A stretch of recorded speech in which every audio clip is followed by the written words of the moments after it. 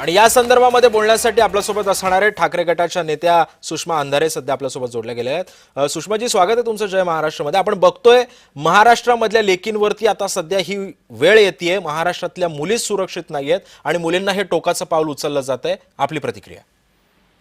हे खरं तर गंभीर आहे की एका डॉक्टर महिलेला एक दुर्दैवी पाऊल उचलावं लागावं, पण या निमित्ताने अनेक प्रश्न निर्माण होत आहेत की साधारण 3 महिन्यापासून ही डॉक्टर युवती मेंटल टॉर्चरला सामोरी जात होती। फिजिकल असॉल्टेशन झालं अशी माहिती समोर येते। या असॉल्टेशन आणि टॉर्चरिंगच्या दरम्यान तिने अजून कुणाकडे मदत मागितली? वरिष्ठांकडे तक्रार केली होती का? वरिष्ठांनी यामध्ये काही पावलं उचलली होती का? जर वरिष्ठांनी किंवा इतर कुणीही पूर्व प्रतिबंधात्मक पावलं उचलली असती, खात्याने पावलं उचलली असती, तर कदाचित आज ही युवती आपल्यामध्ये हयात राहिली असती।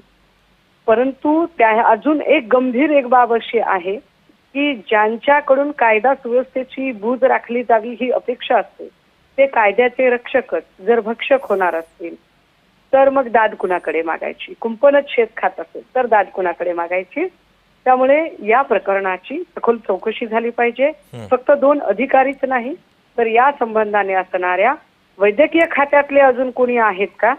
या 2 अधिकाऱ्यांना वाचवणारे कोणी डिपार्टमेंटचे आहेत का? या सगळ्यांची एक स्वतंत्र SIT चौकशी झाली पाहिजे। नक्कीच। धन्यवाद सुषमाजी, तुम्ही आमच्यासोबत या संदर्भामध्ये प्रतिक्रिया दिली त्याबद्दल। आणि या संदर्भामध्ये